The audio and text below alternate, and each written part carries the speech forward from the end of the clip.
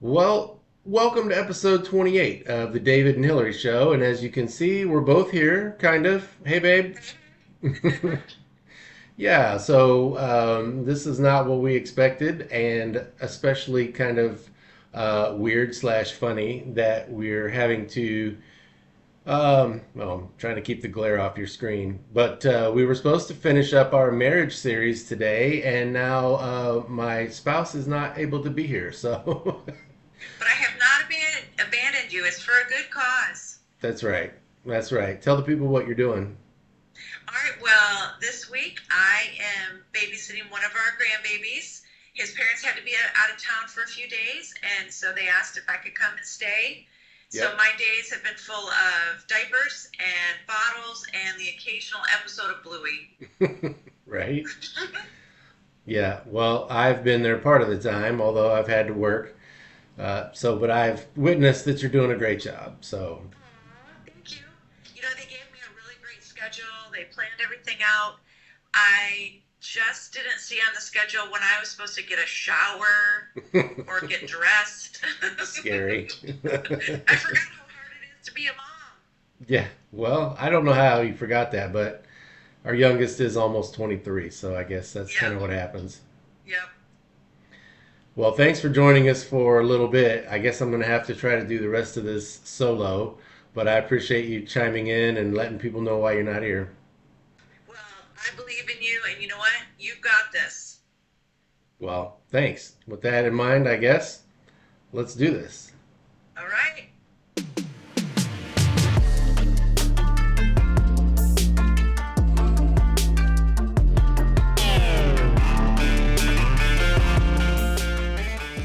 Well, here we go. My first attempt at doing a solo podcast. I wish Hillary could be here for the whole thing, but I'm glad she could jump in and kind of give us so that you all know why I'm doing this by myself. But we're going to go business as usual in terms of what we do on the podcast, which means show and tell. So here we are back to showing garden pictures. We had a great time out in Colorado and showed you several series of pictures from that adventure. It was a great time. When we got back, though, the garden was in full summer bloom. Of course, there's stages, a lot of things come and go throughout the summer, but one of the things that's going crazy right now are the black-eyed Susans. And here we have a part of the garden that is supposed to be predominantly coneflowers, but we let some black-eyed Susans go in there for a little variety, and now they're taking over, which Hillary reminded me that's kind of what they do. So I'll have a couple pictures showing that, but they are pretty, and I like the mixture there of all the different varieties, the coneflowers and whatnot. This is a different hydrangea that I don't think we've highlighted before. This is a fairly new one in our garden. I think this is the second full year for it. It's called Vanilla Strawberry, and right now it looks very vanilla, but it looks very healthy and has big healthy blooms on it. These here's a close up, and these are supposed to turn pink, which they have not done yet. But I love how healthy they look. These are some of our ruby slippers hydrangeas, which we have shown you before, but I don't think you've seen a picture of them looking this red. So in this picture, they don't maybe look quite as ruby colored as they do in person. The worst part of this is they are at the end of their season. They turn kind of that ruby color right before they turn brown, which there's a lot of summer left. But they're a great plant and they have good fall color on the leaves. So we still have that to look forward to. But those are the ruby slippers hydrangeas, again, with lots of black-eyed Susans, which are kind of going crazy everywhere. This is actually one of our customers' yards. They also have a lot of black-eyed Susan and hydrangeas. I'm not sure if these are bobos or exactly what they are, but with a really cute bird feeder there in the midst of all of that. But that was just thought a beautiful summer picture that I wanted to share. And then this is back in our yard with our yellow water lily blooming and waterfall. in the background, kind of a fun right down at the water level perspective. And this is a canna lily. It's kind of a special variety that has blooms that are part red and part yellow. Any bloom can be either all red or all yellow, or any combination of the two colors, half and half, or stripes, or whatever. You can kind of see that here. There are a couple flowers that are not fully open but look like they're probably going to be fully yellow. And then one is mostly red with a little yellow. But anyway, they're a lot of fun. Got that, and they actually advertised it as almost being an annual. But when we were done enjoying it in a pot on the patio for the summer, like 2-3 years ago, we put it in the ground and it's been coming back and we're enjoying that. So happy to have that in the garden. These are my mystery hydrangeas that I got from a customer. We have shown these before, but they just keep looking different at different times of the season. And I love this color combination. I'm not doing anything to get this. This is just what they look like. They're my mystery hydrangeas and I love them. This I'm sharing because of the butterfly. It is a cell phone photo, and I couldn't get too close because when I got too close to the butterfly, he was shy and would fly away, but keep coming back. This is in basically a large stand of zinnias at a customer's house. This is a zebra swallowtail, and the zebra swallowtails typically like more wooded areas. We're not in the city proper, but we're not in the woods. We're got a lot of trees, but we're in suburbia basically. And we almost never get these in our yard, although I have seen them, but not very often. But this is at a customer's house, and because I don't see them very often, I wanted to try to get a photo and I wanted to share it. If you haven't seen a zebra swallowtail before, they're pretty cool. Look at the stripe running lengthwise on his body. There's more than one stripe, but pretty black and white, thus the name zebra. And if you could see it better, there's some red on there and even a little bit of blue. So cool butterfly. It is full crepe myrtle season here in Tennessee. If you're not from the South and you're not familiar with crepe myrtles, they're amazing flowering trees that come in all different shades of pink and lavender and red, and there are several white ones. This is at a customer's yard, and it's just a beautiful, almost an intense watermelon color. This is one in our yard. Unfortunately, it looks a little pale in this picture, but it's a purple. It's called a catawba crepe myrtle, and so I don't know, we're weird. We sometimes name our plants, and so we thought, Prince Purple Rain, so we call this Prince Catawba. There you go. But that's only a couple of years old, and we're happy with how it's coming along. This is the view out of our kitchen window. So every morning when we're making breakfast, this is what we get to see right now. There's a red crepe myrtle on the left in the back, a white crepe myrtle on the right in the back, some tall orange canna lilies in the middle, and then you can actually see as you go down lower some, again, black-eyed Susans, which is the theme of the day. And in the foreground are lace cap hydrangeas, which I haven't really highlighted, I don't think, on previous episodes. I'll have to get a better picture of those, but this is a fun picture kind of showing all the different things in the garden that are doing well this time of year. So that's fun. And that is our show and tell for the day. So as we mentioned in the intro, we were planning to finish the 7th C in Sailing the 7 Seas of a Successful Marriage, which we've been having a lot of fun with that series. But we're going to wait until Hillary can be with us in person. And again, we knew this was coming up. We just thought we'd be able to figure out a way to pull it off to record with both of us being here. And obviously it didn't happen. So what I decided to talk about today are just some 3 random things that I've been kind of thinking about in this last week or so.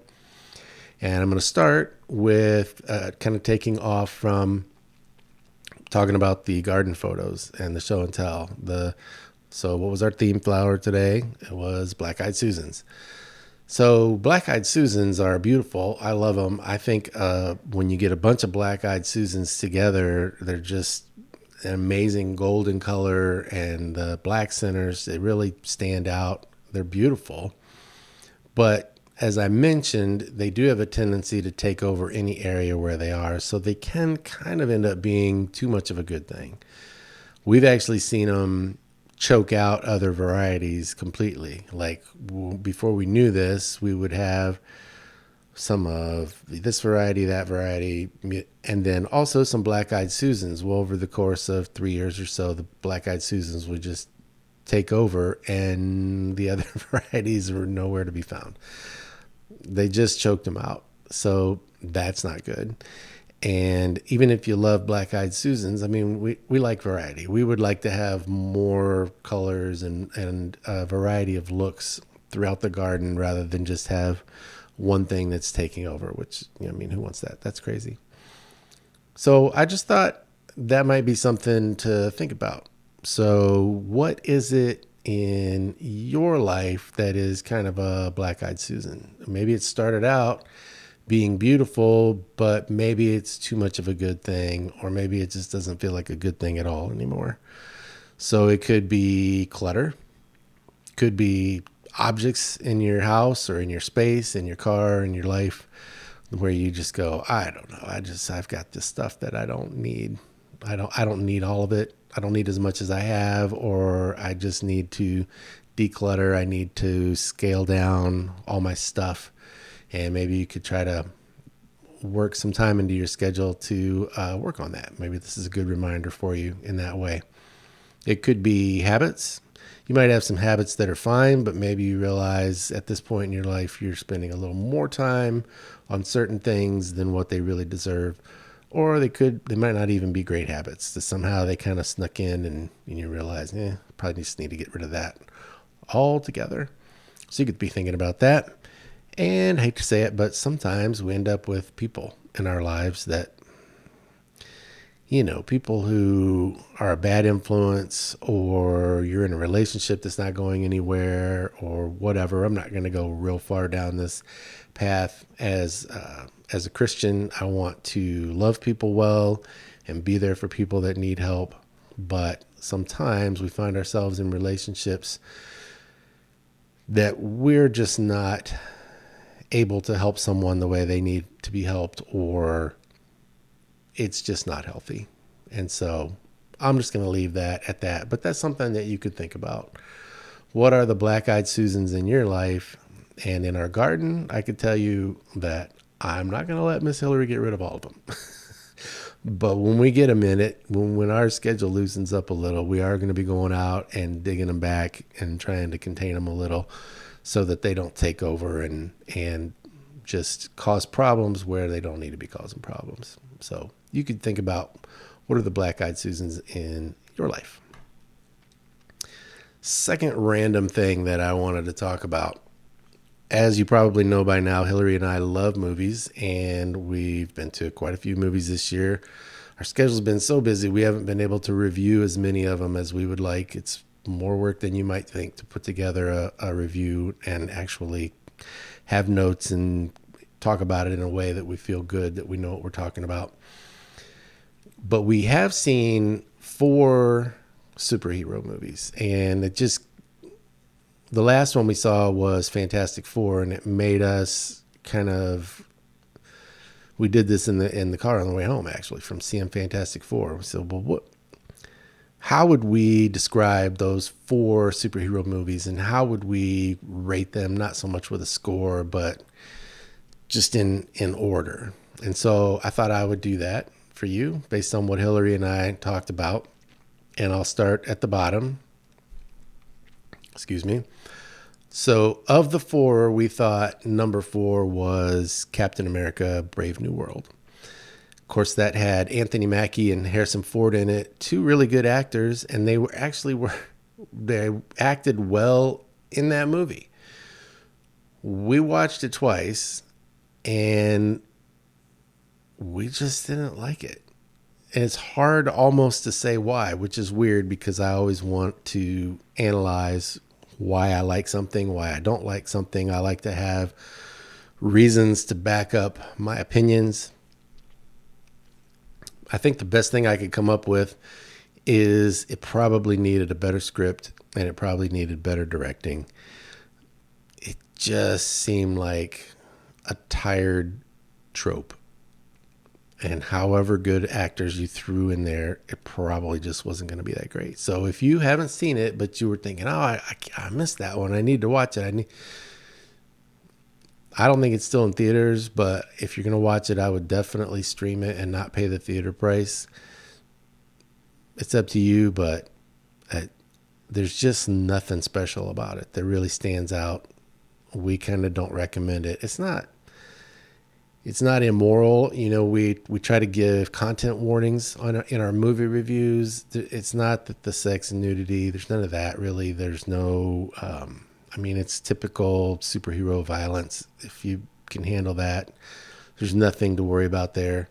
I have noticed in a couple of the superhero movies lately, they've been using God's name in vain, which I really don't like. I don't remember if they did that in Captain America or not, but it's not like rated R language. So it's just not a great movie.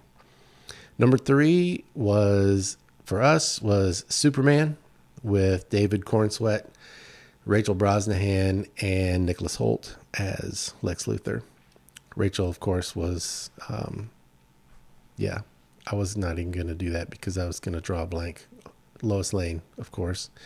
And David Cornsweet was Superman. So I read that some people really liked this and some people really didn't, which is always interesting when that happens. We thought it was good, but not great. If you're really into Superman, but you haven't seen, well, you've probably already seen it if you're really into Superman. But I think that one may still be in theaters in some places. And it's not terrible. It's just, the superhero thing is eventually the writers always have to show you that superheroes are complicated. They're not just great people who always save the day and they're amazing. And I get that because that could be boring. And I even read where some people said, Superman was boring. This Superman is more likable because he's more down to earth. Well, Hillary especially said, I don't like it that they made him so down to earth. He's supposed to be Superman. They made him too human because he wasn't human. He was from another planet.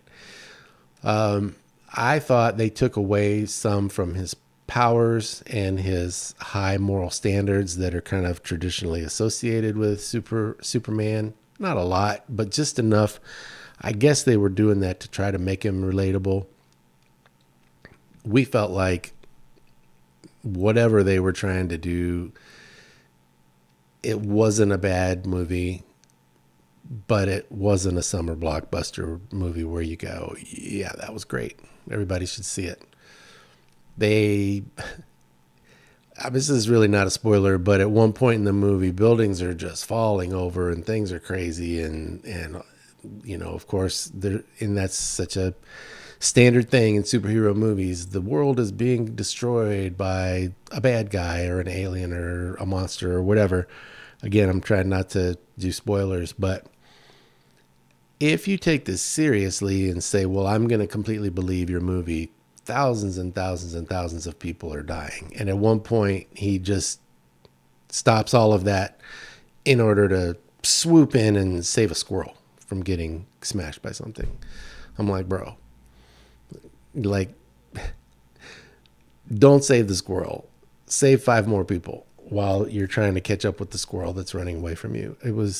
That part for me was just like, that was kind of okay. It's an okay movie, but that was where I was like, you kind of lost me. So anyway, Superman number 3, a little better than Brave New World, but not as good as the first 2. The first 2 we liked a lot. And so number 2 out of the 4 superhero movies of the summer for us, or of the year so far, Fantastic Four, First Steps with Pedro Pascal, Vanessa Kirby, Joseph Quinn, and I hope I say his name right, Eben Moss Bachrach. He played the Thing. So we liked a lot of things about this movie. The world building was really fun. They made this be set in the kind of like the 1950s. It actually doesn't happen on Earth. It happens on a different world.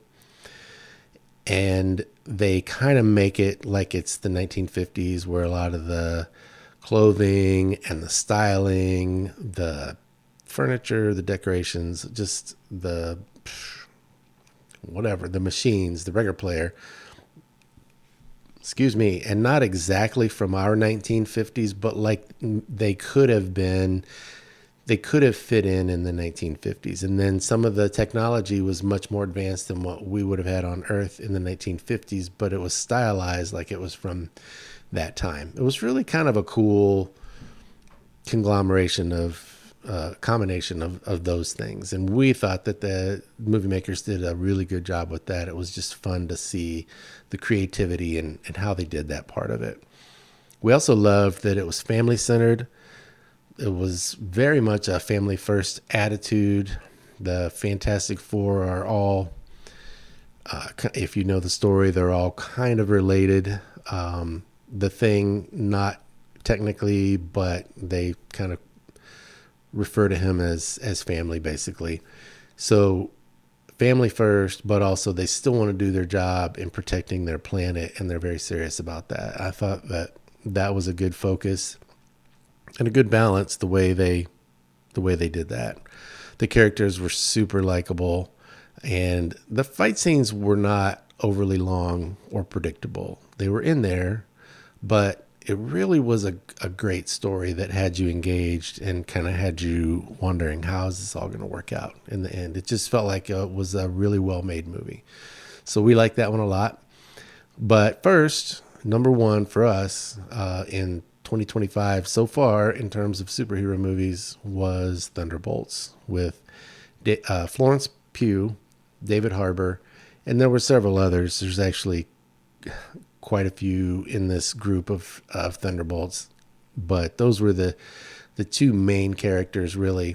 There's a lot of humor, sharp wit, dad jokes, different kinds of humor, but it's fun. It's a fun movie, and Florence Pugh is amazing. She really shows a lot of depth in this movie, so she's lighthearted and fun and kind of has a dry, sarcastic wit, which I like, but also at times is very human and is dealing with a lot of different things, different emotions. Again, no spoilers, but this is a movie that does value friendship and being willing to go through hard things in order to help someone, in order to solve a problem. You know, there's always got to be a major problem in the movie, and in a superhero movie, there's bad things happening that have to be overcome. And this, I thought, just handled it in a little different way that I really liked. Hillary really liked it too. I'll speak for her since she's not here.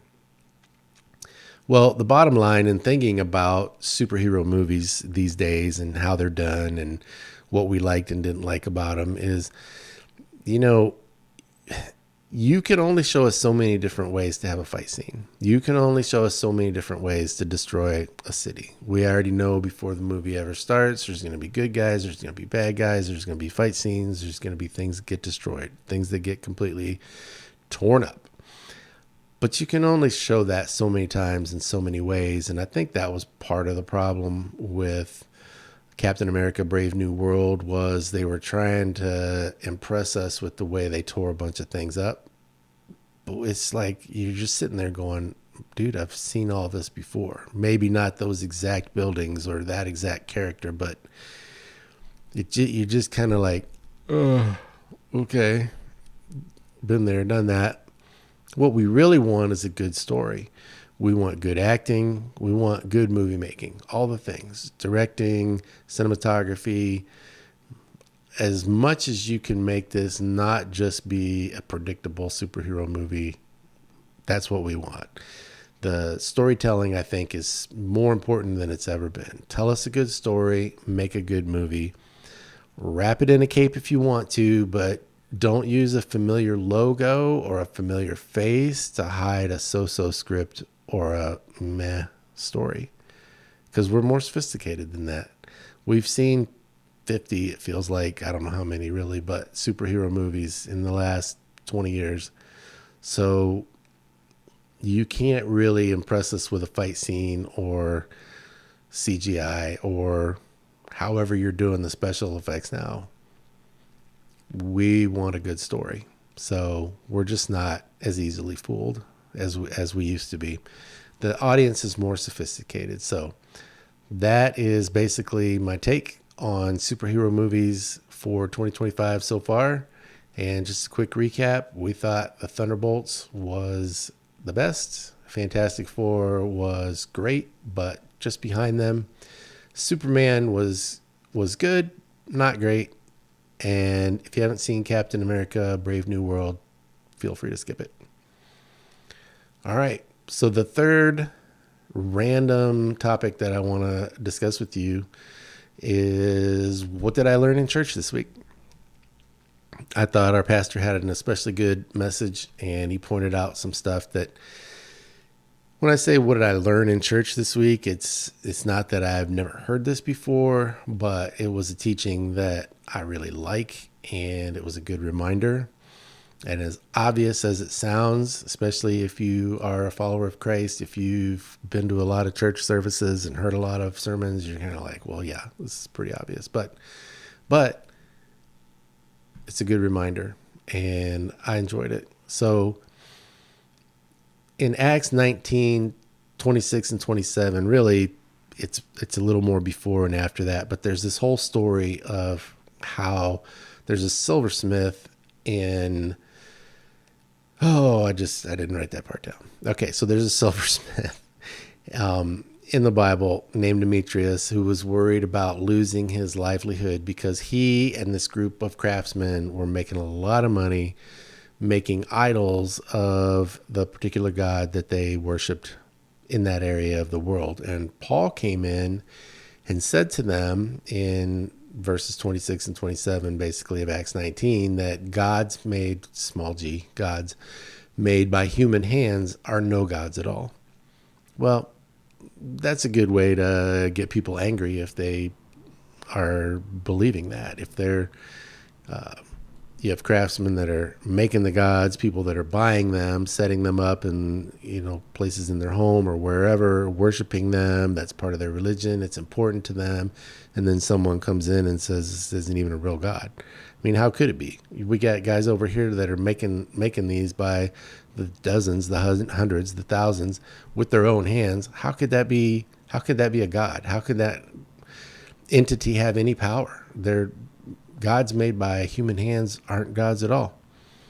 Well, they obviously had a big problem with this, and I think more so than him attacking their God. If everybody believed Paul and quit worshiping these gods and quit, buying them, then there goes the income for Demetrius and his fellow silversmiths. Excuse me. So I think it was at least partly monetary. But the part of this that I really wanted to talk about is, if we make God into something that he's not, then we've made an idol. Now, this was something that I heard in a different sermon years ago, a different pastor, a different church. When we are trying to worship the one true God, the creator of heavens and earth, but we say, well, I can't quite wrap my mind around this God being for this thing that I'm not for, or I can't quite wrap my mind around this God being against a thing that I'm not against, but I still want to be a Christian and I still want to worship this God. I'm just going to believe something different than what the Bible says about him. You're creating an idol. And the Bible says not to create an idol. In fact, that's the second commandment of the 10 commandments, the big 10. It's in Exodus 20. You can look them up. The first one says, "You shall have no other gods before me." So don't worship anything more than you worship me. And then the second commandment is you're not supposed to fashion an idol or worship an idol. And so typically you think, well, around the time that these 10 commandments were given, Moses was up on the mountain and Aaron and the people were down below, and they collected gold and turned it into a golden calf and started worshiping it. I don't know. Some of the stuff in the Bible, it's true, but I don't, like, how does that even happen? Well, Moses has been on the mountain a little bit longer than we thought he was going to be, so let's just make an animal out of gold and worship that instead of the one true God. People be crazy. You know what I'm saying?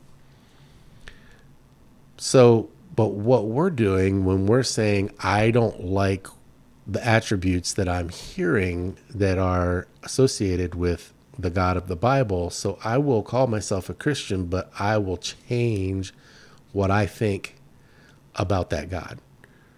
Well, you can't decide who God is. God is who he is. And by the way, he's all powerful. And our job is to get in alignment with who he actually is. Not to let him be God and us be over here. And I mean, I don't know what people are thinking. Seriously. So how do you just think, if you, like, God says that he's against this, but that doesn't fit the political correct movement in the United States of America right now. And as a United States citizen, obviously I'm a Christian, which that being a U.S. citizen doesn't make you a Christian, by the way. We've talked about that before on the podcast. So, I guess whatever's politically correct is what I'm going with, because I have to get along with people at work. I don't want to lose my job. I get all that, but come on now. God is who he is. And when he says this is good, it's good. And when he said this is not good, it's not good. And when he says don't live this way, don't live this way. I'm not saying it's easy.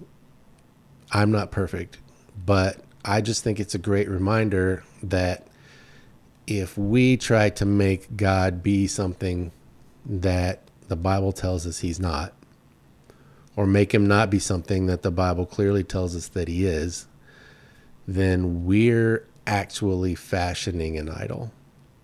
And we can't do that. The truth is the truth. God is who he is. And we need to search the scriptures, read his word, try to find out who he really is. And then, this is so hard to do with the microphone and then not block my face with the, not that that's important. I'll just block my face. It's better. Shh. Okay. So God, and then we need to be in alignment with God. Don't be over here. Don't be over here. Try to find out who God really is and line up with him. Don't be making idols. It's not going to end well. Well, listen, thank you for joining me. It's been obviously a little bit different without having Hillary here to chime in and to banter and bounce ideas off of. But I'm really thankful that you joined me for this episode. And our schedule says that she should be back next week. And we hope to finish up the 7th C in our Sailing the 7 Seas of a Successful Marriage series. That's a lot of S sounds. But yeah, again, thank you. And I appreciate you. I hope that you enjoyed my random talking points for this week. And we'll see you next time. Have a great week.